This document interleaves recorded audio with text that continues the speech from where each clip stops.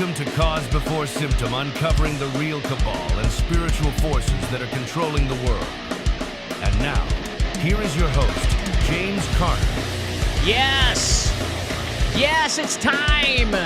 Welcome to Cause Before Symptom. I'm your host, James Carter. Today is November 6th, 2025. And tonight's topic is all about what I call no way out. Why space is closed until the verdict falls. Now, I've been getting a lot of people requesting that I talk about flat Earth and round Earth. And I just really haven't had that much of an interest in it. And the reason being is because I see data both ways. But I was praying about it, and the Lord was telling me that, hey, dude, they removed certain elements from life. And so if you don't have ether and you don't have the elements that, well, they removed, then yeah, obviously the math is going to be wrong. Now, I also do believe that flat Earth is a psyop by the CIA in order to continue to keep people divided between round and flat. I don't have the full answers to this, but what I do know is all of the data that when it comes to space travel and going out there, well, we've had the technology since World War II. We could easily get out there, but the problem is we're running into issues. And those issues are what we're going to be talking about tonight. Shout out to everybody on the live chat Rumble. Number one, we have Boots Hafner saying, Warriors, come out and pray, yay. Hello, Pastor James of the airwaves and creator of Elite Potion. Yeah, that's right. This is Elite Potion. It removes parasites and heavy metals. Go to elitepotion.com. This is my company, my formula, and it will literally make you feel a lot better. Trust me. Everyone that's taken it just absolutely love it. I love it. I take it every day. And also, you got to hit that thumbs up button. Rumble, they don't like me, so if you just hit the thumbs up button, it can push me up to find more people. Now, I don't have time to market myself. I'm not interested in money. So it's quite interesting that, you know, we only have like 2,000 people or 2,000 subscribers on Rumble, and I had 160,000 on TikTok. Well, because I'm being suppressed, I'm being shadow banned, and that's okay with me. When the Lord wants me to be out there, oh, and by the way, The Flame, don't forget, sign up to theflameusa.com. Yeah, those are my girls. They have a really cool newsletter they send via a newspaper form to your home. And so, yeah, we're going to be talking about flat Earth and all that crap. And I'm sorry, I just lost my train of thought. Number two, Warriors Holland. Holland saying, hello, Boots and Warriors. And of course, James. Hello, Holland. Hope everyone is doing well. Amen. Next, number three, Warrior is Royal Rumble. What's up, Pastor? What's up, Warriors? Again, we're on the live chat Rumble. All right. If you're interested, you can go to my live chat and start chatting with everyone else because everyone's got questions. Number three, Warrior, is Sheila saying, hey, all. What's up, Sheila? Holland says, no more goat scream. I love that. Nice intro, though. I think the show's getting a little bit more professional. That's kind of where we're going. So, yeah, no more goat scream. However, just so you know, it's around. Number five, Warrior, is Texas Militia Official saying, howdy. What's up, Zach? Good to have you here, buddy. Love you.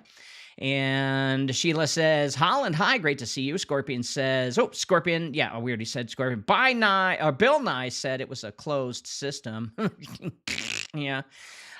It sure appears that way. And after this show, you'll probably be convinced that we're not going there because we can't. We're going there because we can't.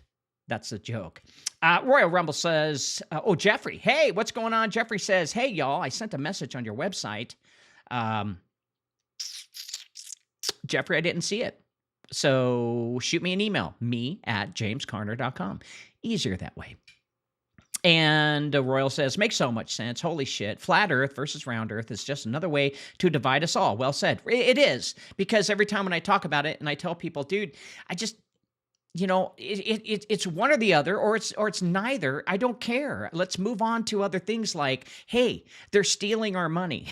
I think that's more important than flat round Earth, but that's just me. And Sheila says, I think there's levels and a firmament like the Bible says on pillars. The shape doesn't matter, but Hillary trying to break the glass ceiling is disturbing if it's one, it's all. Maybe. Sheila then says, Bill Nye is an actor, y'all. He's paid. I believe so. Edged, what's going on? Damon is back saying hi, y'all, and waving the hand. Jeffrey says, yeah, it's crazy how the Muslims are trying to force their religion on everyone. Look at England. Well, you got to say, so are the Jehovah's Witnesses, and so are others. So, and Christians too, turn a bird. Everyone with a religion is forcing themselves on the others. So you can't just blame them. Jeffrey says, Sharia law, it's so frustrating how peaceful Christian is, but the Muslim religion is aggressive. No, it's not.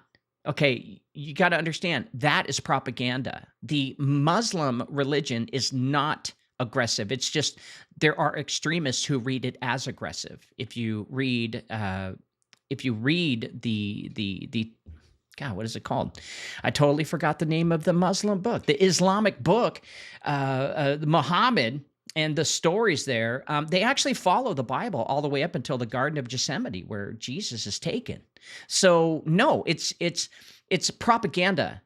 Muslim people are very friendly and loving, and the propaganda part is made to divide and conquer and to get us to argue with each other. Here's the deal. Remember, I told you guys that Albert Pike wants a world war, and that world war is going to be World War III. It's going to be fought between Christians and Muslims. So don't fall for the divide and conquer. Don't assume that every Muslim you see is a bad person or angry or aggressive. They're not. They're very friendly and loving and caring, and no. But there are many whom are tired of the West's policing the world and killing their people. So they have a right to be angry, right? But they're not on a rampage to kill America. No, all of that is propaganda. Remember, the elite are using Islam against the people, and same with Christianity, and same with all the other religions. It's all a bunch of bullshit. And I think we covered everybody. Great, guys. Let's get into shit, crap, breaking news. Shall we? Welcome to Shitty Breaking News with your host, James Carner, offering his shitty opinion. Yeah, it is. Shitty opinion it is. So, judge orders Trump administration to fully fund SNAP benefits this month. Well, folks, looks like we're pretending to have a conscience again. A federal judge ordered the Trump administration to fully fund SNAP benefits this month, which is odd because I thought we ran out of money. I thought we were trillions in debt. I thought the Pentagon just misplaced $3.8 trillion and Congress shrugged it like it was pocket change. But somehow, magically, when it's time to feed the poor families of America, it becomes a courtroom debate. This should just make everyone irate because, look, guys, hey, SNAP benefit also helps the disabled, like my son. No joke. They help pay for his home that we're going to be putting him in. So SNAP isn't just people who don't want to work and are bleeding the system. No, there are millions of people on there that need the SNAP system. So we have to kind of gain a little bit of a heart here and not just assume that SNAP is just for a bunch of people who don't want to work. That's not the majority of the people. And SNAP should not be held ransom like it is, right? So magically, when it's time to feed, it becomes a courtroom debate. So let's break this down. The same government that funnels billions to Ukraine, sends rockets into a firmament that they'll never break, builds underground bunkers and satellites that spy on us in 4K, they have to be forced by a judge to give poor Americans enough to buy eggs. This isn't mercy. That's damage control. And where's the church? Silent. Where's the media? Celebrating like Caesar tossed a loaf to the peasants. Don't get it twisted, folks. This isn't justice. It's a delay tactic in a system that's already proven it will starve you while feeding Leviathan. If you want to feed the hungry, great. Start by defunding the military-industrial beast. Stop pretending the dollar is real and admit that the kingdom of Satan runs the supply chain. Until then, enjoy your court-approved crumbs. What has U.S. Supreme Court said about Trump's trade tariffs, or does it even matter? Well, the court is saying maybe you don't have the authority you claimed. They're questioning whether Trump's tariffs, issued under the Emergency Powers Law, International Emergency Economic Powers Act, or IEEPA, were legal. Well, they haven't ruled yet, but they're skeptical. Now, why this is bigger than trade? It's not just about taxes on Chinese toasters or Canadian lumber. It's about whether one person, the president, can declare an economic emergency and impose tariffs on nearly everything without Congress. If the court says you exceeded your powers, the government might have to refund billions. We're talking $90 billion already collected, and face major disruption. But here's the kicker. Even if they lose this round, they may simply shift the policy to a different legal statute and keep the tariffs running.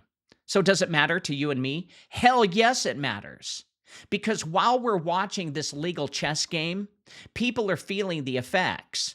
Import costs rise, small business struggle with unpredictability, and yet the same government that claims we need tariffs to fix the economy still can't fix fucking potholes, feed all the hungry, or even stop surveillance.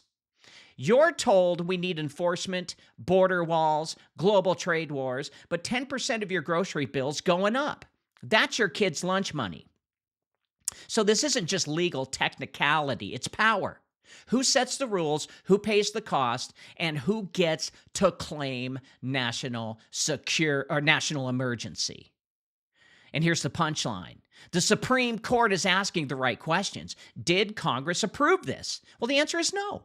Then what the hell are we doing? If the president can just slap tariffs at will during emergency powers, then it becomes a permanent tax machine. And you, us, the little guy, all of us, still get squeezed.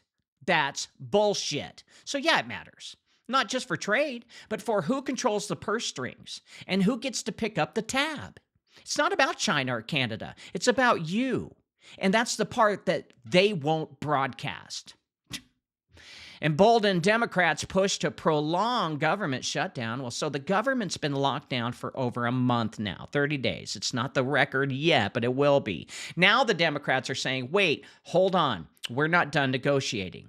They're refusing to reopen funding until specific demands are met. I understand. Especially around health care subsidies under Affordable Care Act. Now, the shutdown isn't just happening. It's being used as a blunt weapon. Think about that. 900,000 federal employees furloughed, millions are unpaid, while these negotiations just drag on. The public is being told, we're fighting for you. But meanwhile, they can't pay their fucking bills. They can't even send their kids to school or worry about benefits. And let's call out the absurdity here.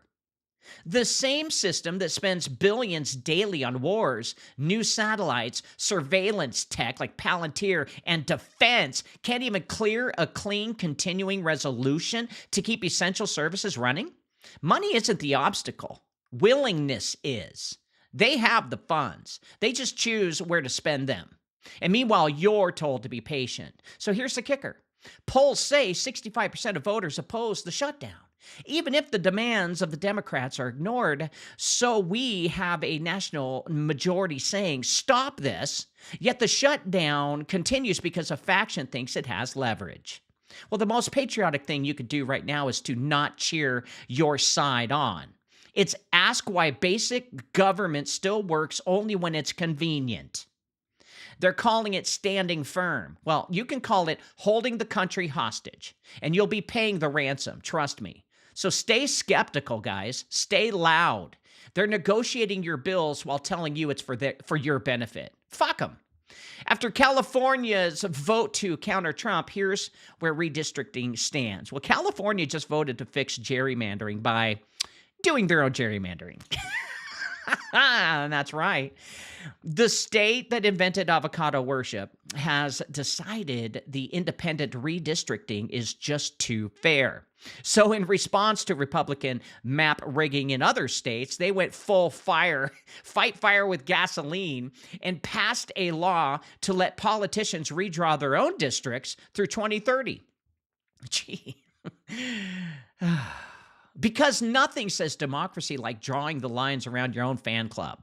But don't worry, it's not cheating when your team does it. It's defensive democracy. Meanwhile, the Citizens Redistricting Commission is being put in a corner like a naughty little toddler, and 5 new House seats are expected to mysteriously lean left. I'm sure it's just a coincidence. And in other news, the word independent has now joined transparency and ethics in the graveyard behind the Capitol building. Stay tuned for next week's installment, How to Rewrite the Rules While Screaming About the Other Guy Breaking Them. Chicago judge says Border Patrol official lied about threats before restricting agents' use of force. So a federal judge in Chicago just dropped the hammer. She says the U.S. Border Patrol commander lied about being hit by a rock before he unleashed tear gas and other riot weapons on protesters. Yep, he lied. Not misremembering, not exaggerated, but admitted the story was false.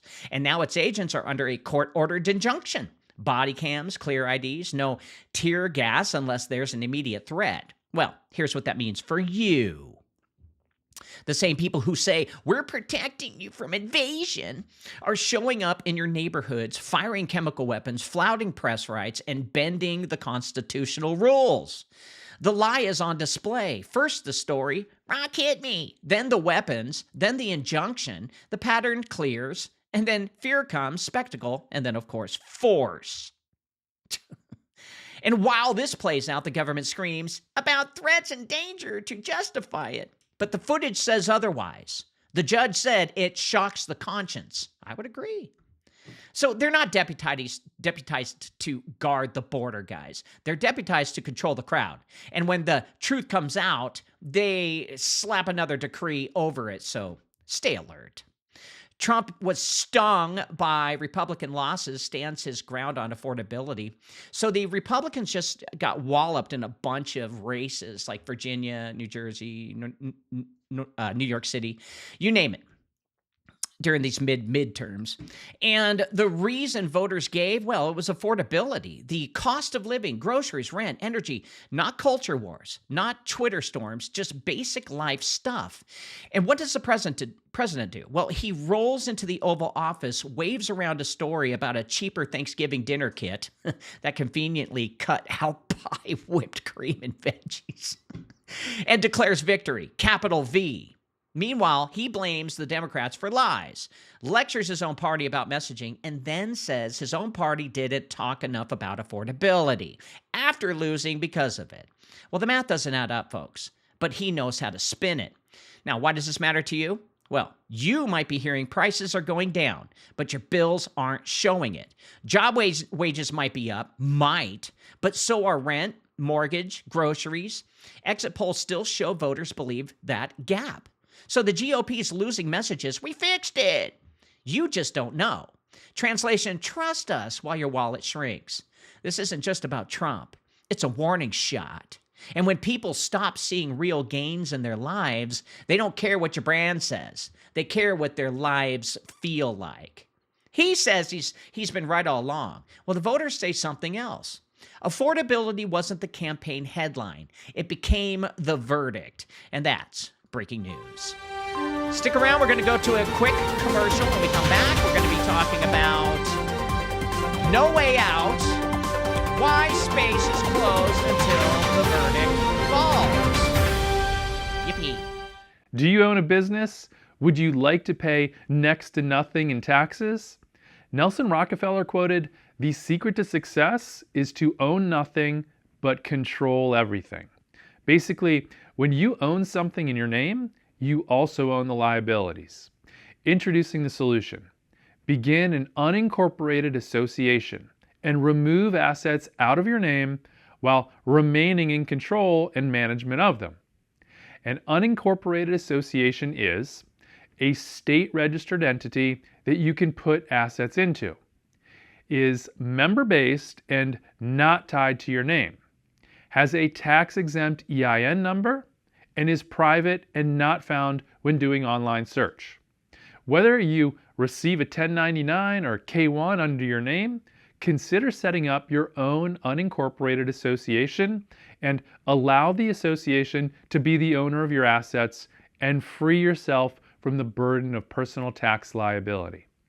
Our clients are saving tens of thousands of dollars on taxes every year for the rest of their lives.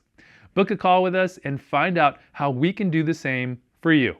We're back to the show. We're ready to rock and roll. How are you guys feeling tonight? I'm feeling great.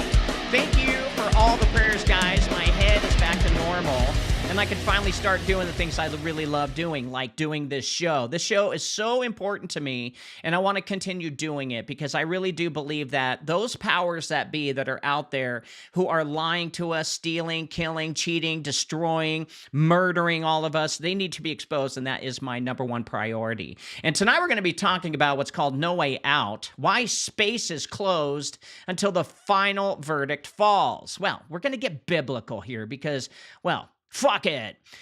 So they told us the universe was endless. Yeah, it's big, it's huge. Oh my God, we can't see the end of it. And they told us the stars were our inheritance, that the next frontier was out there. It was out there, just waiting for us to claim it. Go get it. From childhood, we were shown rockets, nebulae, and astronauts floated above the Earth as symbols of human destiny. And we watched movies where mankind conquered galaxies, made contact, and shook hands with beings light years away. We were taught to dream upward, but never to question why the dream just stopped. Because it did stop. In 1969, they say we walked on the moon, and then we stopped going. For 70 years, we've been locked in low Earth orbit, circling the same blue prison, pouring billions into satellites and nothing into colonization. Our telescopes got stronger, but our voices got quieter. And all we've done is stare into the heavens, listening for someone, anyone, to call back. But there's only silence. And no one ever asks the right questions. Not, where is everyone? But, why are we still here? The truth is, we were duped, lied to, programmed to believe that space is the next chapter, when in fact, it is the locked vault of a courtroom.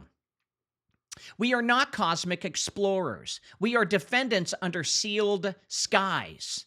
This isn't a story about propulsion or policy. It's about jurisdiction. We never stopped reaching for the stars. We were just legally cut off from them.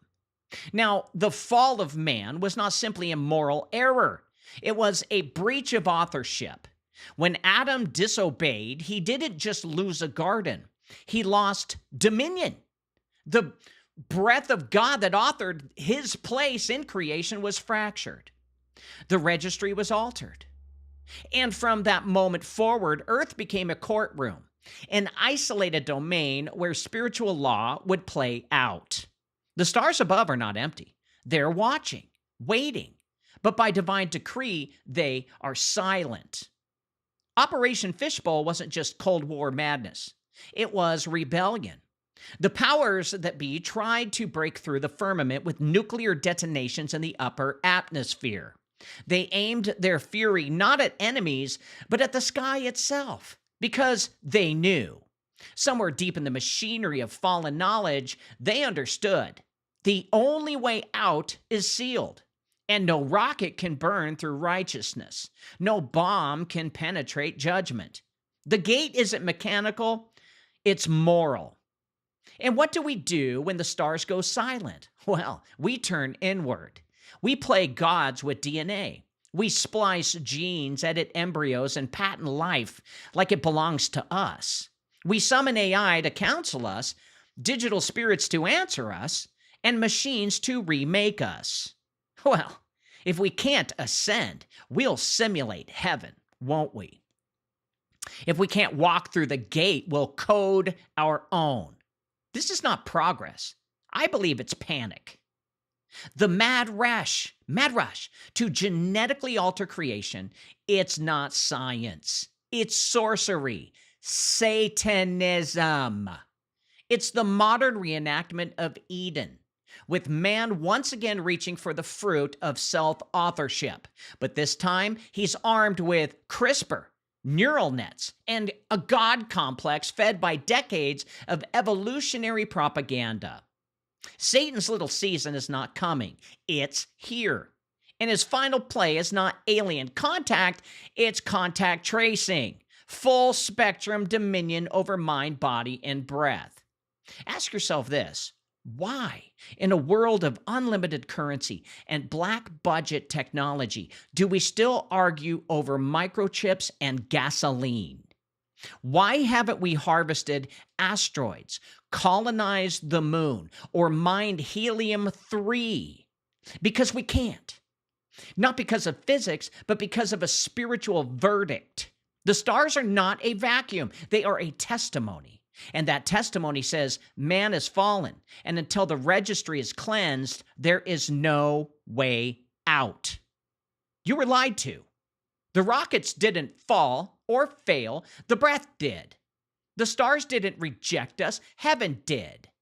And the lie of aliens, of galactic family, of ancient astronauts and exoplanet saviors was engineered to keep you distracted from the truth. We are not waiting for contact. We are waiting for judgment. The silence is not emptiness either. It is enforcement. And this is the courtroom of heaven, folks. And until the blood speaks louder than the rebellion, until the scroll is unsealed and the final witness testifies, the verdict will not fall. The gate will not open, and mankind will remain circling a blue courtroom under sealed glass, still pretending that we're free. Now, they call it the Fermi Paradox. You guys ever heard of this? But most have never truly examined its weight. The paradox is simple. If the universe is so old, so vast, so filled with stars and planets capable of supporting life, then why is it silent? Why, after 13.8 billion years and trillions of stars, are we still alone? Statistically, we shouldn't be. By every probabilistic measure, intelligent life should not only exist elsewhere, it should be abundant. We should be seeing their transmissions, their probes, their ruins, their architecture laced across the void. There should be signs of civilizations far more advanced than ours, beacons of light in the darkness, but the cosmos offers us nothing. No signal, no structure, no city, no contact, just an expansive, cold void echoing back our own unanswered transmissions. That's the paradox. Now, Enrico Fermi, the Italian physicist, asked a simple question in 1950 while discussing extraterrestrial life. Where is everybody? It was not just a scientific query. It was a moral indictment. It exposed something unnatural in the pattern of creation. For all our radio telescopes, satellites, and scanning arrays, we hear nothing. We see nothing. And yet we are told that we live in a universe teeming with life. Well, the textbooks say it. The documentaries preach it. The institutions teach it as dogma. And still, there is only silence. This is not just puzzling. It is absurd. The absurdity gets even deeper when you begin to question not just the absence of life, but the conditions of our own existence. We are told that we live on a fragile ball of rock surrounded by a vacuum of space, a perfect void. But what is a vacuum really?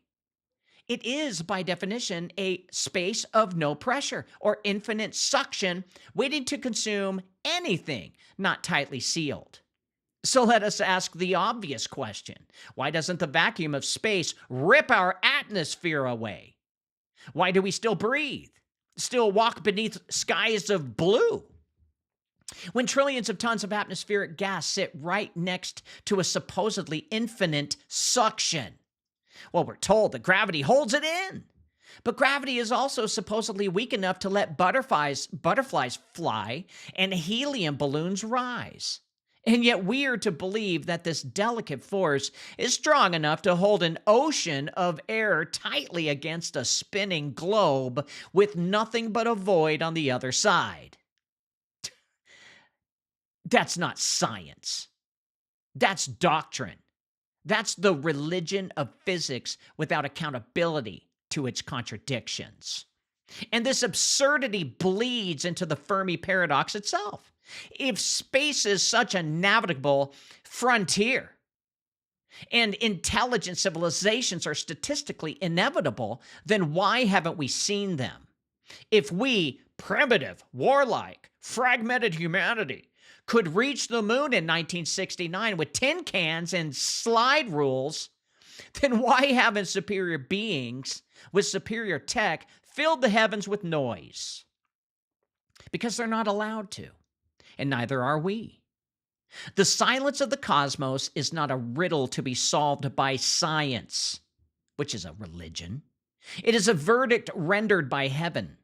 Earth is not drifting freely in an empty universe. It's contained, quarantined, walled in, beneath a firmament that acts not just as a barrier, but as a seal of judgment, a moral veil, not just a physical one. The stars do not speak because the court is still in session. The witnesses have not finished testifying, and no ship, human or alien, will cross the seal until the verdict has fallen. The Fermi Paradox is not a puzzle. It is a divine clue. A cosmic silence that screams to those with ears to hear. You are not alone, but you are not free. You were told that the stars are empty, but the truth is far more terrifying. They're not empty. The stars, are waiting. In 1969, the world paused. Millions sat in front of the flickering black and white screens to witness a moment promised to redefine the future. Man had stepped into the moon. Stepped on it. And it was not just a scientific achievement, it was a symbolic high point of the entire human endeavor. And we were told this would be the beginning of a new chapter. Cities in orbit, mining on the moon, colonies on Mars, and a federation of planets. But after the blueprint faded, the bootprint,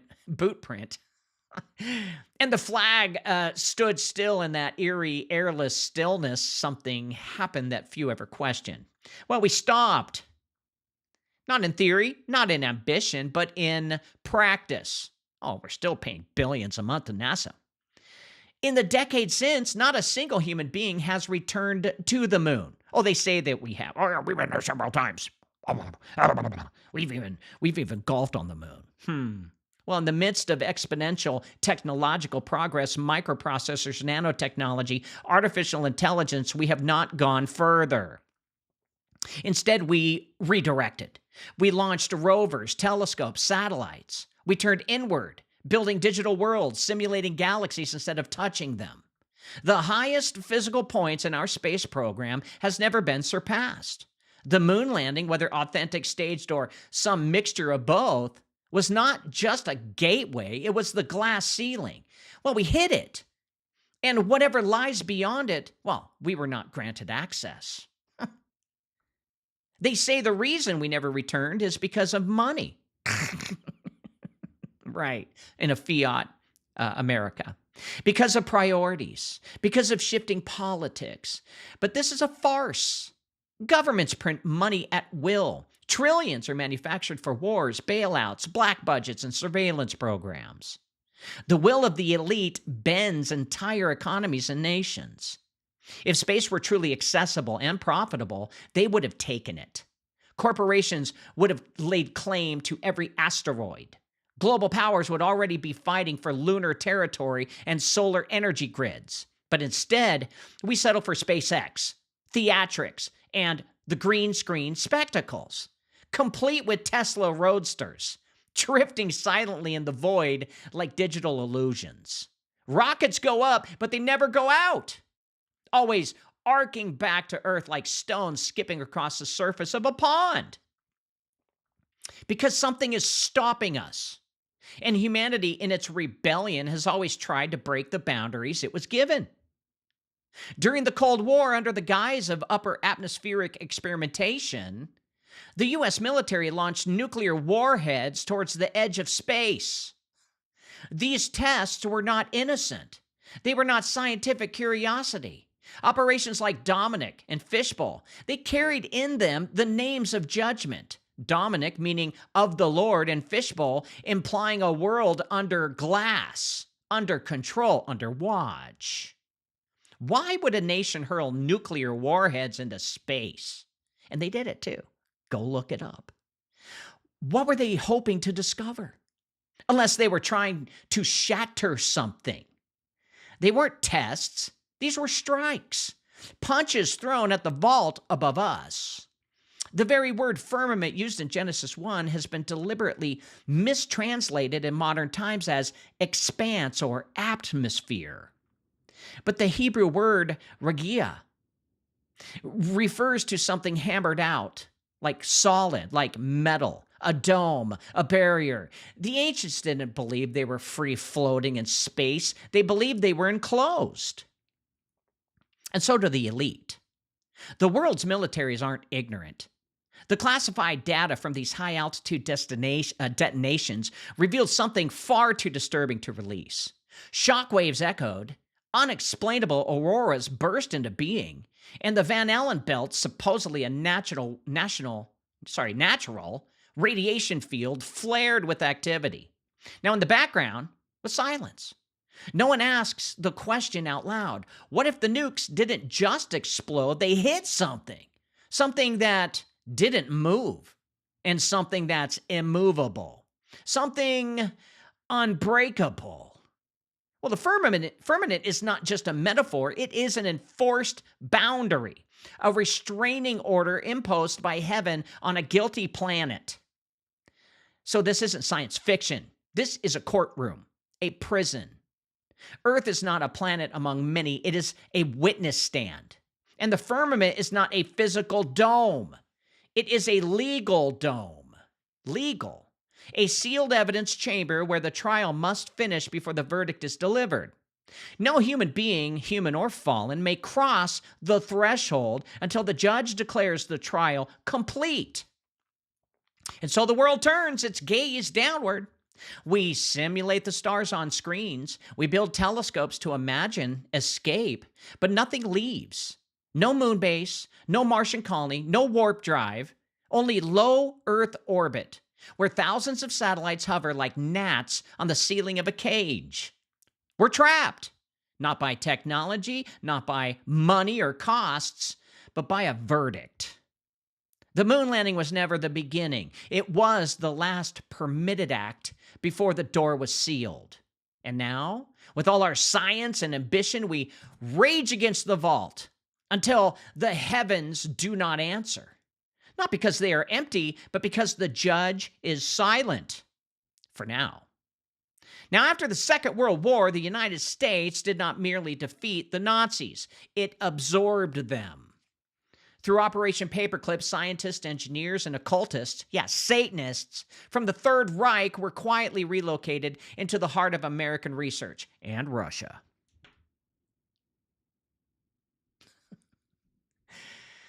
Men like Werner von Braun, once building rockets for Hitler, became the architects of NASA, which means not about space anymore. The war machine was not dismantled, it was inherited. And among the most closely guarded topics during this transfer was the Nazi obsession with anti-gravity and the so-called Die Glock, or the bell, or they called it the Nazi bell. Now, this strange bell-shaped object was rumored to manipulate space-time, to distort gravity, and emit lethal radiation. Well, German documentation suggests it was more than just a weapon. It was a door, a key, perhaps to unlocking movement beyond the veil. It was a breach, a rebellion against the firmament, But the war ended before they succeeded, and the bell was never spoken of again. At least, not in public. But behind the scenes, the race for propulsion systems that bypass Newtonian physics began in earnest. Electrogravitics, zero-point energy, vacuum field manipulation all emerged from the shadows. The so-called UFO phenomenon of the 1950s coincided not with alien visitation, but with black-budget experimentation.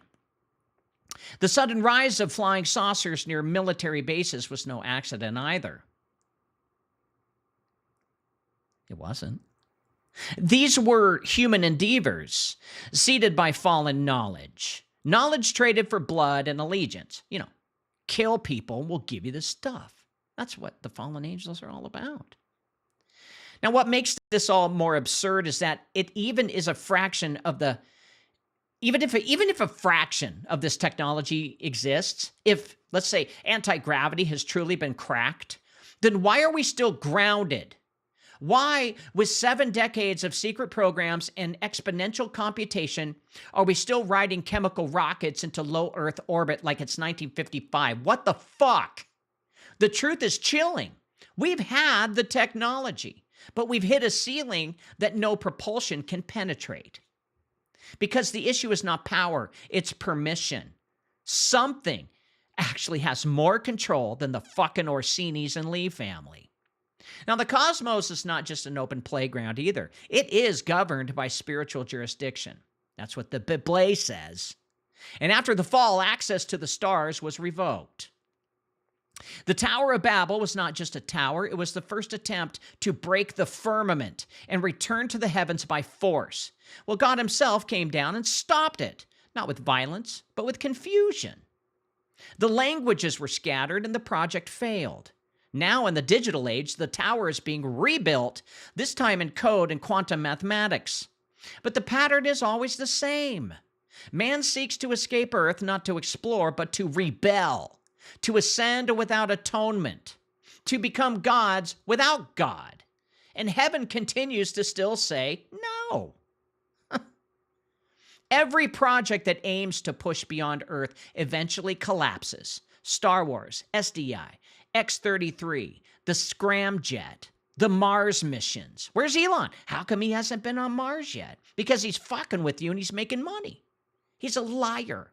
And even the mythos around the International Space Station reeks of theatrical manipulation and minimalism. A few astronauts floating in a tin can, fixing plumbing, taking pictures of hurricanes.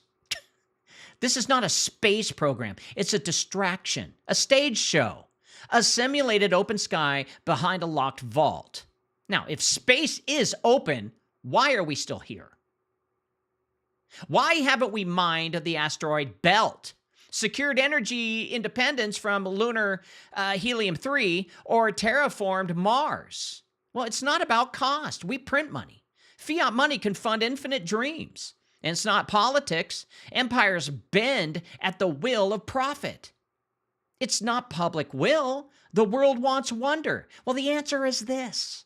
We are not allowed to leave. Because the trial of Earth is still in session. The firmament is the court seal. The stars are the audience, and the watchers, Genesis 6 talked about in Enoch. The stars are the audience, and the watchers, the true extraterrestrials, are not aliens at all, but divine witnesses who were once here and were cast out. They left their own domain to play around with the creation they weren't supposed to. So we don't live on a rock in a sea of possibilities. We live in a sealed chamber awaiting final judgment. That's what the Bible says, and that's what the Ethiopian canon says as well. The bell, the Nazi bell, it was never meant to ring. Not yet. Most have been trained to read the word firmament as poetic. It's just a poem. It's something's there. It's just a poem. Well, an ancient metaphor for the sky, but the heavens, or perhaps a primitive explanation of the atmosphere. That's what they call it. But to those who wrote the earliest scrolls, the firmament was not a metaphor. It was a structure, a boundary, and it was law. Genesis 1, 6-8 lays it bare. And God said, let there be a firmament in the midst of the waters, and let it divide the waters from the waters. This was the second act of creation before the sun, before the moon, before mankind. A divine separator. Well, what did it divide? Well, the waters above from the waters below. So this is not symbolic rain clouds here, folks. This is the literal hydrological split. Water beyond the stars, held back by a dome-like barrier. Not a transparent gas, not a gravitational gradient, a vault. The Hebrew word used is rakia or ragia, which means a beaten, hammered out expanse, like metal. Early Jewish, Ethiopian, and even Islamic cosmologies agreed. The firmament was solid, impenetrable, and fixed. We've even shot nukes at it, and it wouldn't budge. So why have we discarded it? Because science, divorced from God, could not allow such a construct to stand. A firmament implies containment. Containment implies intention. Intention implies authority. Authority implies a judge. And the modern world cannot tolerate the notion that we are under observation, locked inside a courtroom that no amount of rocket fuel can escape. Yet the clues remain. NASA itself uses the term thermosphere, describing an upper layer of atmosphere where temperatures rise inexplicitly to 2,500 Celsius, hotter than any known spacecraft can endure. They speak of the Van Allen's radiation belt as lethal zones that we somehow passed through safely in 1969 through tin cans, but can no longer traverse there today. Astronauts speak of flashes of light behind closed eyelids, or of vibrations of shakes their bones, and of eerie sense of being watched as they orbit in circles, but they never break free. And still, they never explain why we haven't gone higher. In the 1950s and 60s, Operation Fishbowl launched dozens of nuclear warheads into the upper atmosphere. Dozens. Not one, not two, dozens. What's the official story? High-altitude testing. But the visual evidence tells another tale. Enormous concentric shock waves, artificial auroras, and reverberations that rang through the magnetosphere. It looked less like testing and more like an attack. Like we were trying to crack something open, and we failed. Thank God. Because the firmament is not physical alone. It is judicial, a sealed order, a divine verdict placed over a rebellious world. It's not that man cannot build the machines. It's that heaven will not let them succeed. And every attempt to breach it, whether with rockets, bombs, CERN, or quantum computing, has ended in partial access at best. We can peek into dimensions, but we receive whispers and shadows. But the door does not open because the judge has not given the command, and the verdict has not fallen yet. Now, the firmament then is not merely a barrier, it is the signature of a courtroom. It divides the condemned from the consecrated. It is the wall of grace and of justice holding back both glory and judgment until the appointed time. This is why the stars twinkle but remain unreachable, why meteors fall in but nothing flies out, why the earth seems vast yet space feels like a painted ceiling. We're not in a sandbox of stars. We are in a courtroom sealed for testimony, and no man leaves the courtroom until the sentence has passed. Now, it's been over 50 years since humanity supposedly walked on the fucking moon, and that moment in 1969 was hailed as the first step in an unstoppable journey to the stars. But from that point forward, we were promised lunar bases, Mars colonies, asteroid mining stations. The age of exploration had returned, this time written in fire and steel rather than wood and sail. And yet nothing. What followed instead was a bizarre reversal. After reaching the moon, we never returned with humans. No permanent colony, no mining rigs, no helium-3 harvesting, just a handful of short-lived missions wrapped in grainy footage and Cold War theater. Then silence. Consider the absurdity. In the midst of the Cold War, under immense geopolitical tension, we allegedly mastered the hardest engineering feat in history, leaving Earth's orbit, landing on another world, and returning safely. With 1960s analog computers less powerful than a modern microwave. Yet in the decades since, despite exponential technological growth, we have not repeated it. Not even once. Not with vastly superior computers, not with a wealth of empires, not with global cooperation. Elon hasn't been to the moon yet. They launched Star Trek's dude up there, and that's it. And then they came down in parachutes. Yeah, they launched them in low Earth orbit. So this isn't just stagnation. This is true denial. It's a deliberate sealing and a cosmic restraining order.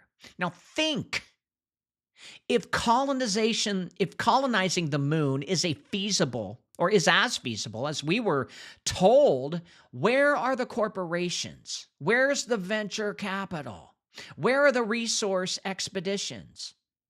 What happened to Virgin? The guy who owns Virgin, the dick who said he could get up there in the atmosphere and come back down in a fucking airplane.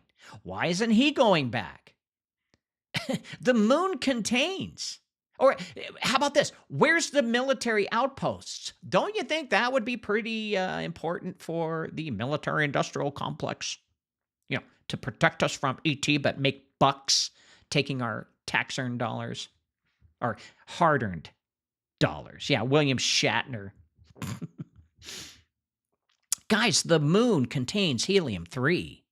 It's a clean energy source so potent it could end fossil fuel dependence. Asteroids carry trillions in metals. A single successful mission could transform the global economy. And yet, we're told the reason we haven't gone are costs and risks. Hell, even NASA lost all of the flight logs, lost all the data and the code to get us to the moon. What the fuck? They're lying. They're a bunch of liars, a bunch of assholes, thinking that we're still buying it. Well, I'm not.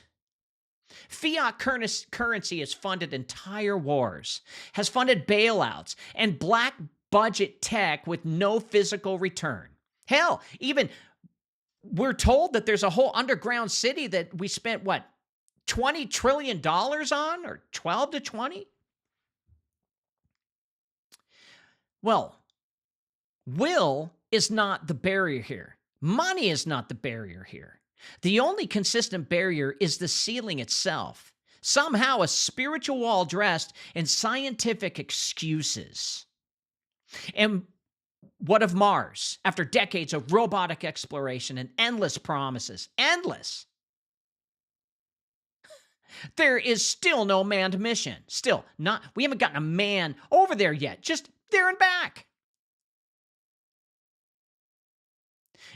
2020 became 2030, and now it's 2040. Elon Musk plays the prophet of Mars, but even his most ambitious efforts remain trapped in low Earth orbit. His rockets rise, but they do not leave, not truly. He's a liar and a scumbag. The world debates chip shortages, inflation, and political instability, as if the delay is due to petty logistics. But that's the diversion here. The real reason we are not colonizing other worlds is because we were never allowed to. From Babel to the Nazi Bell, the story repeats itself. Man attempts to ascend, and God halts the project. Not out of fear, but judgment. You see, we're not ready. We're not clean. We're a bunch of assholes. We are a virus on this planet. We're not even reconciled. And the stars are not toys. They are thrones, dominions, realms, and appointed authority. Heaven does not grant entrance to the rebellious. And the failure to colonize is not proof of human incompetence. It is proof of divine containment. Our delay is not from lack of genius either, but from the lack of holiness. Because we hurt everything we touch. And every space program is the Tower of Babel 2.0, wrapped in modern math, but driven by the same rebellion. The desire to escape Earth is not for discovery either, but for dominion, to become gods in another realm. And that is precisely why we are not allowed to succeed.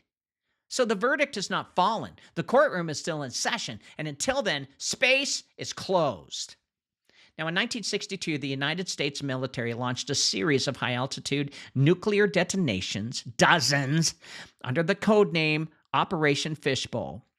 It was part of a larger effort known as Project Dominic, a name that, when broken down, reveals unsettling subtext that derives from the Latin Dominicius or Dominicius, which means of the Lord, and fishbowl evokes a sealed container, a controlled environment for observation. Combined, the message becomes chillingly clear: the test of God's containment. They weren't just testing missiles, they were actually testing the ceiling. And they showed you in their own words what they were doing. And dozens of nuclear warheads were launched straight up into the atmosphere, and the exo-atmospheric regions detonated above the Pacific, with shockwaves and electromagnetic pulses recorded as far as Australia and Hawaii.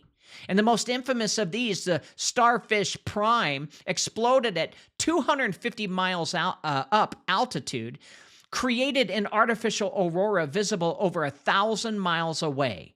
And it knocked out satellites, it disrupted radio transmissions, and it painted the night sky with supernatural light. So what exactly were they aiming for? Well, publicly, we were told it was to study the effects of nuclear explosions in space. Bullshit. Privately, it seems clear they were trying to puncture something, to breach the firmament, to open the dome, to see what lies beyond. Now, the very idea of detonating nuclear weapons above the atmosphere during a time of supposed peace, no enemy in sight, by the way, makes no rational sense unless there was a larger, more metaphysical objective. These were not just mere tests. These were assaults on the vault of heaven, and they failed. Rather than opening a passage, the explosions resulted in what some scientists later called unexpected containment. Interesting words. The upper atmospheric boundary absorbed and redirected the energy. There was no rift, no passage, just feedback loops of radiation and disruption. And instead of cracking the vault, they rang its bell. As if the dome replied, "Not yet." Well, it's no coincidence that Operation Fishbowl occurred just 3 years after NASA was founded and just 7 years before the moon landing narrative. The push into space was not linear exploration, it was desperate penetration. They were trying to force a breakthrough, and when brute force failed, they switched to illusion. And in the firmament, if the firmament cannot be broken, it must be bypassed with simulation. Hence the sunrise and media-crafted space missions, green-screened command centers, and conveniently missed telemetry data. Conveniently missed. And where'd it go? I don't know. We don't have the telemetry data that when we landed on the moon. It got destroyed in a fire. Something so sacred would be in a museum, on a hard drive or something. The transition from physical assault to psychological conditioning. That's what it is. Don't break the ceiling. Convince the masses it isn't there. Operation Fishbowl revealed something terrifying to the elite, that they were inside a container that they could not escape. And from that moment forward, the agenda shifted. Instead of breaking free, they sought to rule the interior digitally, genetically, pharmaceutically. And if they could not storm heaven, they would digitize Eden. And that's where we are. But the skies remembered. The remnant, you and me, we remembered. The water above still presses against the vault. The courtroom remains sealed. And every attempt to open it without divine permission is just another exhibit in the trial. So man cannot nuke his way into heaven. The door is shut. But because God is, not because God is cruel, but because judgment is near and the evidence must be preserved. So we're not in a fishbowl. We are in a testimony vault. And the firmament is not the enemy. It is the seal of the coming verdict. The universe that we're told should be teeming with life. Mathematically speaking, with billions of galaxies, each housing hundreds of billions of stars, the statistical probability of intelligent life elsewhere should be not only likely, but inevitable. This is the foundation of the Fermi Paradox. If the cosmos is so vast, where is everyone? And why is space so silent? Radio telescopes have scanned the heavens for decades. SETI, Search for Extraterrestrial Intelligence, has listened across countless frequencies. Billions have been spent. We've sent messages, golden records, satellite invitations into the void, but nothing answers back. No cities glow on the distant worlds. No signals return. No structures blot out starlight. Not even a single confirmed artifact. Not one alien footprint on the cosmic beach. Well, we rationalize the silence with absurd excuses. They're hiding from us, or too advanced to bother, or using frequencies we can't detect, or they're already inside their own tech and they're not going to venture out because they're just so smart. Well, some claim they've transcended matter itself. But if they could transcend, then the silence becomes more damning, not less. It would mean that they see us and still say nothing. But what if the silence is not technological, but theological? The heavens declare the glory of God, not the chatter of civilizations. The sky has always been a witness, not a communication line. Its silence is not absence, but containment. It's so fucking obvious. A divine gag order on the cosmos until the courtroom of creation reaches its final arguments. You see, we're not on trial here. The fallen angels are. The more you dig, the more you find, and the more you realize that there are a bunch of sons of God or things that are unseen, decided to want to have kids. They came down here and they genetically modified us so they could become gods. That's what happened. If there were civilizations out there, they would be under the same quarantine, the same spiritual law. If they existed and were righteous, we would know it because righteousness echoes. It's addictive. It's like a magnet. And if they were wicked, they would be warring. But instead, it's silence. Oh, we hear stories about the Dracos coming and eating us. Oh, they drink us underground. Seriously? There's no monuments, no ambassadors, no warnings. That's not randomness. That's design. The heavens were once alive with angelic traffic before the fall, before the war, before the veil was drawn across the firmament. What we mistake for extraterrestrial silence is in truth a sealed evidence chamber, guarded by forces that we cannot bribe, cannot defeat, and cannot decode. Even the so-called UFO phenomenon reveals this paradox. Every encounter is vague, elusive, veiled in deception. They do not land, build, or dialogue. They confuse. They slip in and out of view. They disrupt. They don't construct. They bear all the hallmarks of spiritual entities testing the boundaries of what is permitted, never breaking the chain of God's courtroom authority. So the stars were not placed for travel. They were placed for timing. It says in the Bible, let them be for signs and for seasons. That's what Genesis says. And if you're a Christian, then act like a Christian and believe it. Because that's what your Bible says. That's why they remain out of reach. That's why they don't speak. Because the stars themselves are part of the trial. Clock hands on a cosmic countdown. And when the silence ends, it won't be through contact. It will be through judgment. We are not listening to a void. We are being watched by a vault. And until the testimony is complete, the heavens will remain sealed. Now, if man cannot break through the firmament above, he will try to build a counterfeit one below. That's just how Satan operates. If you read the Bible, the Ethiopian canon, Satan continues to copy what God does. Now, this is the spiritual blueprint behind the modern obsession with simulation, artificial intelligence, and immersive digital realities. Now, like Babel before, the effort is not merely technological, it is theological. A rebellion disguised as progress, a new heaven constructed from code. Across the globe, governments and corporations are racing to build metaverses, where everyone can get in and live a better life and have your own mansion. These are digitized worlds without gravity, death, hunger, or divine oversight. These are worlds where man, not God, is creator. These are not just playgrounds for entertainment. They are prisons of perception. And their timing is no accident either. The same species that once looked to the stars and dreamed of sailing among them is now collapsing inward into headsets, avatars, and algorithmic gods. We were told we'd be living on Mars by now, mining asteroids, terraforming new Earths. But instead, we are retreating into manufactured illusions, arguing about digital identity while the real world withers outside. In fact, we are continuously investing everything we have worldwide into computer chips, not into going to Mars, going to Saturn, going to Uranus.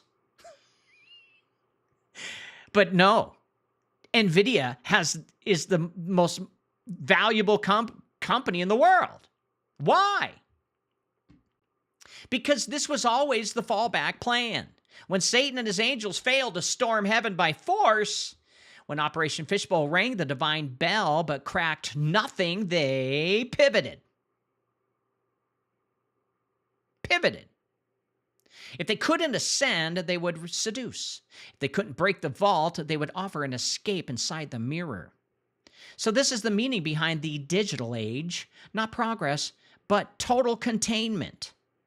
The enemy now builds inward a simulation of glory without the judgment seat, a throne room made of pixels, a godless heaven where man plays God and sin has no consequence. You know, I recently have been watching, I just saw it on the television. It was on, well, one of our DSPs here said, "Hey, have you seen Westworld?" I'm like, no, I haven't. I've seen like the commercials for the old one from the 70s, I think 60s, 70s, and never saw the new one with like Anthony Hopkins, but it's still kind of old. It came out like 10 years ago or maybe 20, I don't know. But I've been watching this, and man, the absurdity of just seeing exactly what Satan's trying to create. He's trying to create heaven on earth minus God. And that movie show, it's exactly man wanting to be God. You should see the show. It's got a lot of nudity.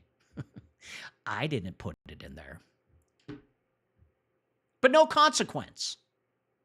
To be a God with no consequence. That's what that movie is all about. Now, the book of Revelation foresaw this trap.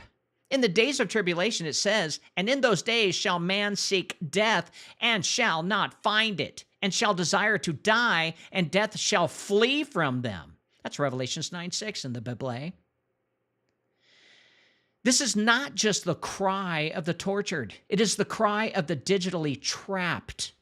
Souls so merged with machines, so lost in synthetic worlds, that they cannot even die in peace.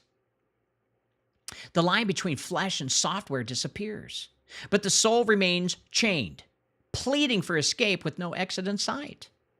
So the metaverse is not salvation, folks. It is the final prison for you. This is the last effort of Satan to hijack or ransom you. It teaches the soul to accept illusion over truth, to choose artificial omniscience over humble obedience to God.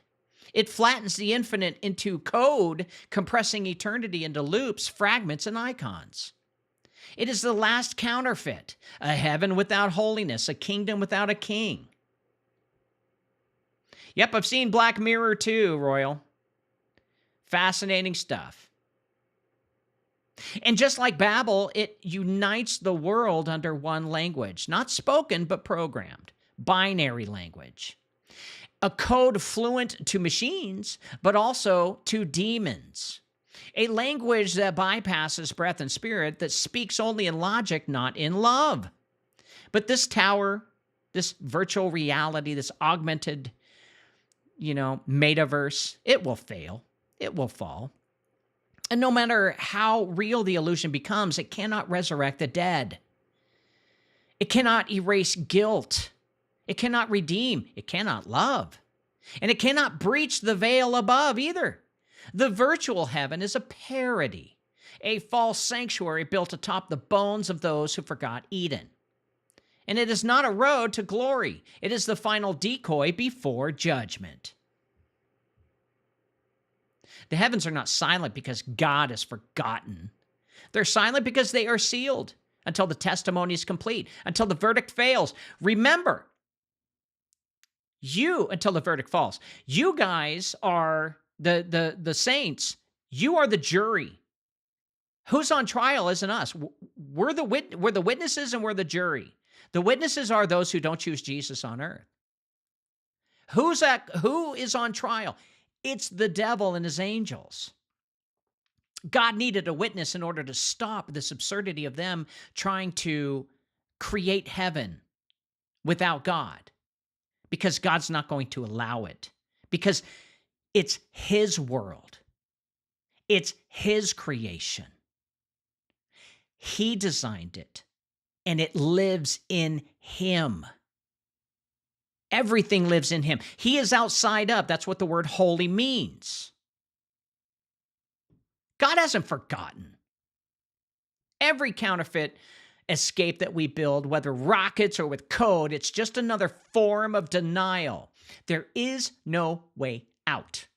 Only the judge holds the key. And in the wake of 2 world wars and the rise of nuclear supremacy, humanity reached a point where the heavens seemed finally within reach.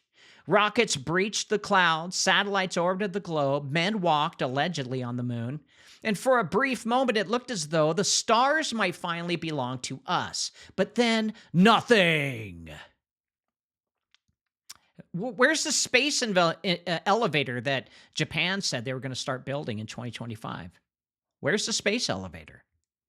Decades continue to pass, and technologies keep improving, and billionaires, they've replaced the governments, and still we have not returned. Not to the moon, not to Mars, not below low Earth orbit. So this is not a delay caused by funding, nor is it mere geopolitical distraction. We're in a containment system. And the illusion of progress meant to distract the deeper truth that we are not permitted to leave, that the firmament still holds. And after the moon landings of 69 and 72, no mission returned. Not because we couldn't, but because we wouldn't be allowed. In fact, even one of the astronauts finally admitted that we were told to leave. But I don't know. And what followed instead was a series of coded military operations, attempts to probe, test, and even breach the barrier itself. Most notably, Operation Fishbowl and Operation Dominic, with their nuclear detonations. They were esoteric confessions. They weren't random titles. Dominic of the Lord, Fishbowl. Come on. The military and scientific elite were not just studying space, they're trying to break through it. And if expecting to crack the vault above and ascend on their own terms, they don't like God. They want to be him. Well, you can have all the gold and all the paper dollars that you want. You'll still die. Period. For that's what the Bible says. It's appointed that all men shall die the first death. But like Babel before it, every attempt was met with silence or sabotage. Rockets veered off course, data was scrubbed, and despite technological advances, humanity never escaped the ceiling above. So ask the question, if we had the capability to reach the moon over 50 years ago with analog computers and primitive thrust systems, why can't we effortlessly colonize it now? Why are we still debating Mars while our billionaires play with suborbital joyrides? Why has the global conversation shifted from exploration to simulation? Well, I believe it's because every attempt to leave has failed. Not for lack of science, but for lack of access.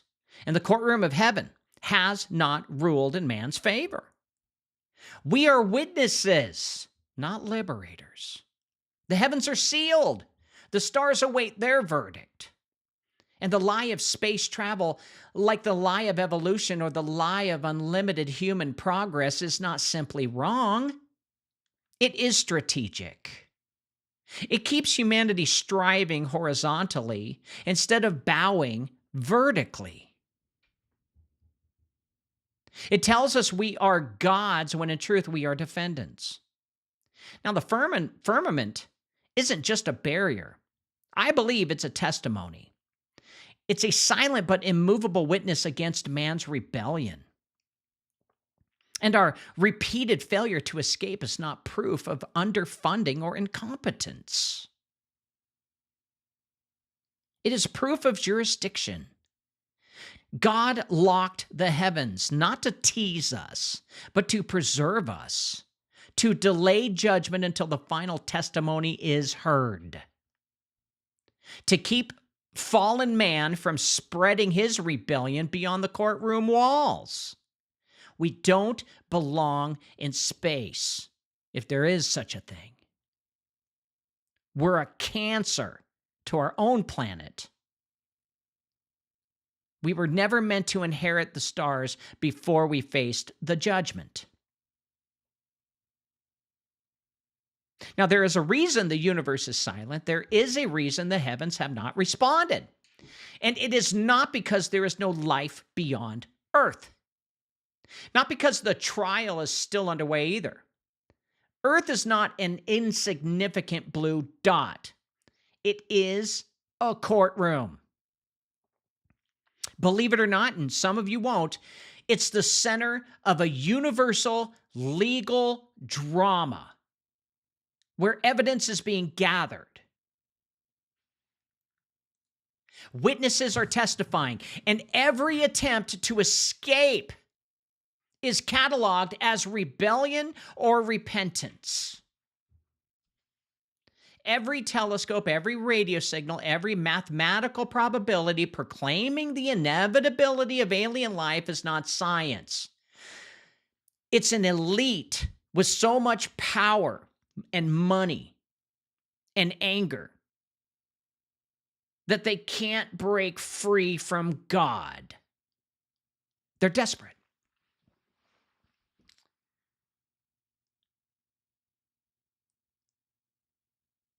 We are not alone because the stars are empty. We are alone because the stars are sealed. They're held back. They're withheld until the courtroom gavel drops. And explain this little nugget. How come this, what stars are the North Stars? Is Sirius? There's one star, Polaris, that just, you can go as a photographer into Canada and then put your time delay on the camera and everything will spin around that one fucking star. And they've been doing it for, I don't know, since we've had cameras for over 100 years. And the fucking star hasn't moved. Are we not traveling 33,000 miles through our own galaxy? That's our solar system. 33,000 miles, which is an occult number. And we're traveling at what? 999,000 miles an hour, just spinning. I mean, the absurdity of all of this just drives me nuts. And to argue this with people, it's so absurd that it's completely designed to keep us all yelling at each other and at each other's throats because NASA knows we're picking up on it. NASA knows that their funding is being gone or being, contemplated. And the devil and his angels knows that we're under a cosmic containment. They know they're in a temporary quarantine enforced by God and divine law. Not because we are irrelevant, but because we are central to a far greater trial, one that stretches back to Eden through Babel, past Calvary, and into the final war of Revelation. This trial is not about proving man's worth, but exposing Satan's lies and what he did. You see, Satan lost the moment he tricked and deceived Eve into giving up her rights to earth. And he's got to prove that they willingly gave him the title of earth and control of it. Well, that was through deception, and we are the witnesses. The verdict that must fall is not just on humanity, it's on the fallen hosts. Satan and his angels are not just rebels, they are defendants. And God in his mercy has allowed man to participate as witnesses, and some testimony for Christ, some tragically for the accuser. But no one is neutral. Every breath speaks. Every action is evidence. And when the final testimony is complete, when every soul is spoken, then the veil will be lifted, but not before. And the tragedy is that while awaiting this verdict, Satan has unleashed his last deception. Unable to ascend, he offers escape inward through biotech, AI, digital simulation, synthetic heavens. He promises gods of silicon and resurrection through code. He promises freedom through control, transcendence through mutation. But it's all a diversion. It's a final lie before the judgment. He's a trickster. He's a magician, and a terrible one. The truth is, man is not trapped by physics or gravity or even fuel. Man is trapped by sin. And the truth is, the universe is not silent because there is no life. It is silent because there is a restraining order.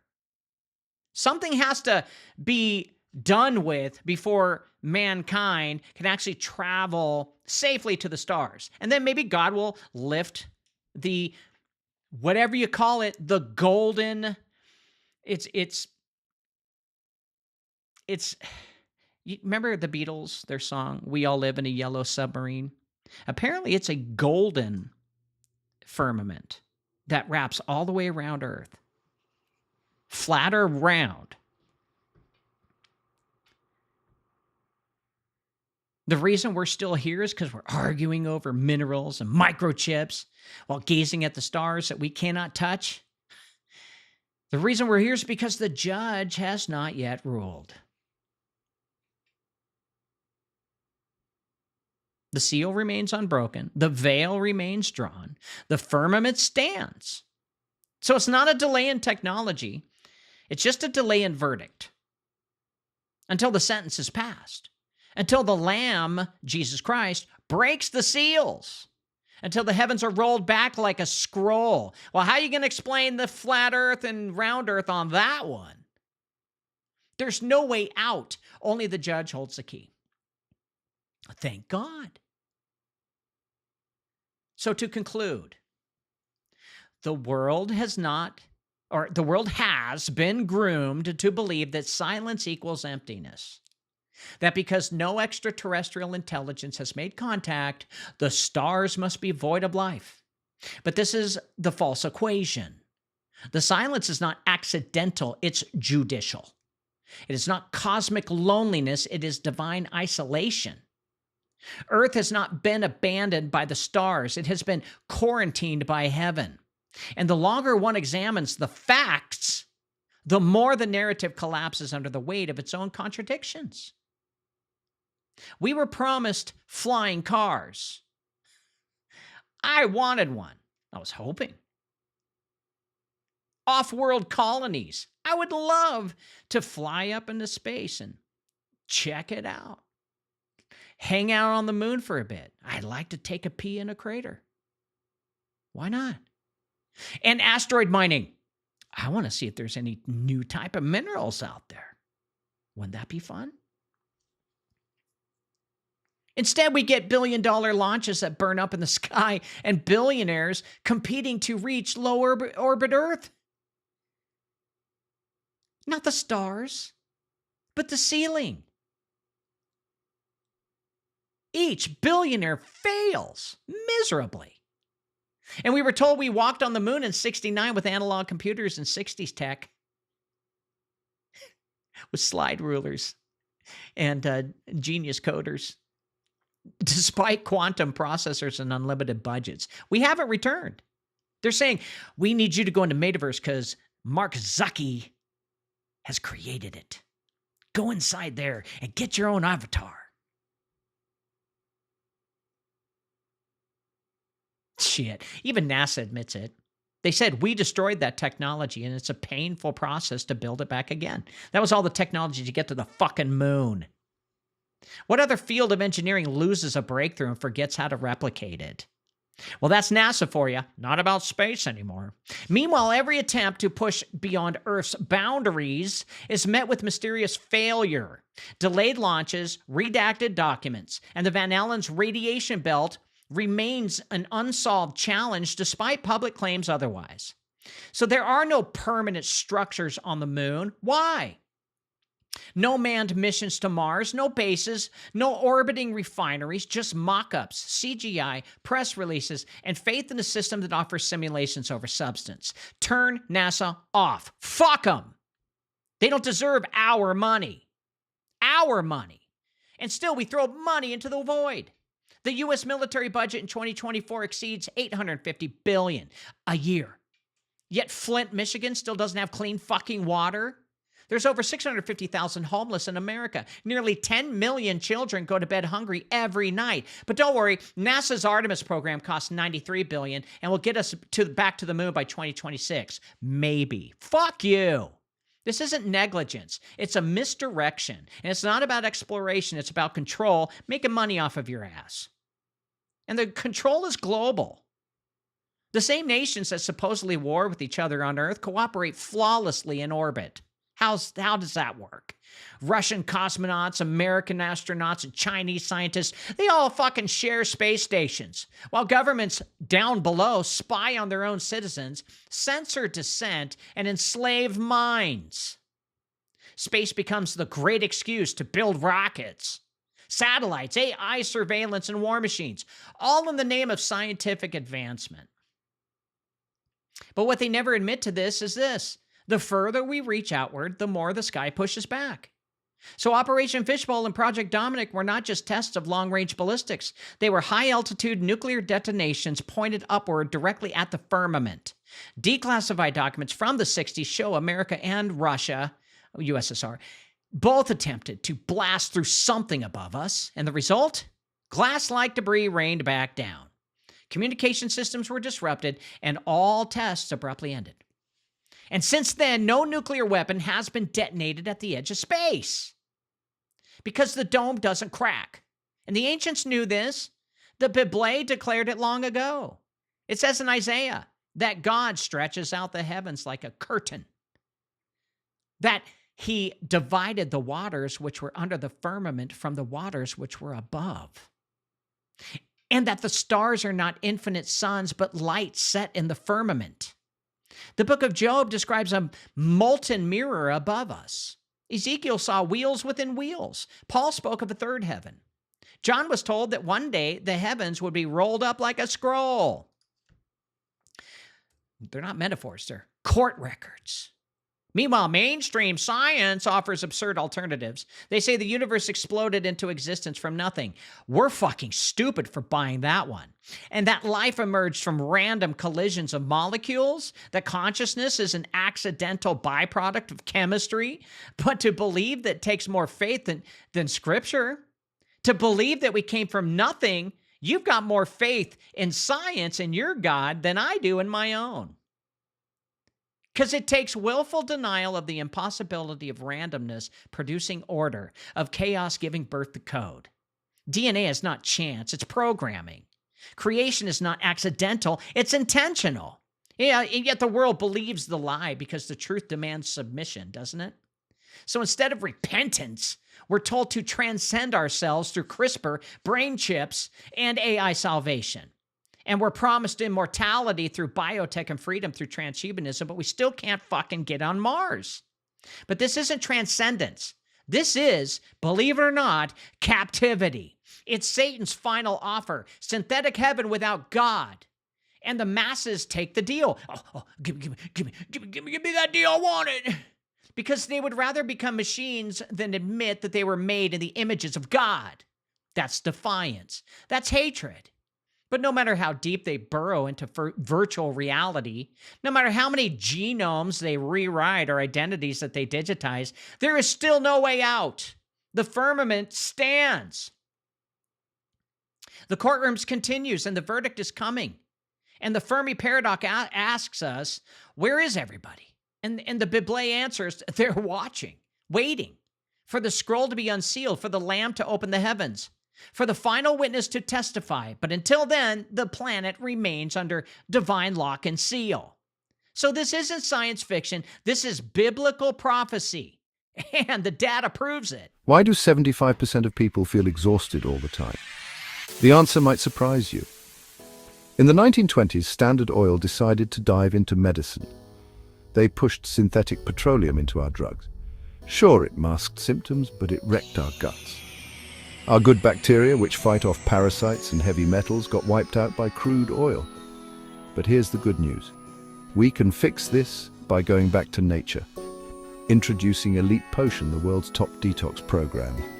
It restores your good bacteria by removing toxic threats like aluminum, strontium, barium, and parasites. Imagine feeling energized and alive again. They said there couldn't be a pill that did it all. We invented it. Visit elitepotion.com and reclaim your health from synthetic pharmaceuticals. Your body will thank you. This has been Cause Before Symptom with your host, James Carner.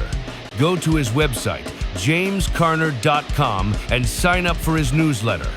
Also, download his free books on the breath war, the crown of blood, and the ritual machine. Fix your body by buying his award-winning detox formula of heavy metals and parasites. You'll feel better and live longer. Go to elitepotion.com. And one more thing, please. Just try and love your neighbor, because if you do, the world would be a better place. See you tomorrow.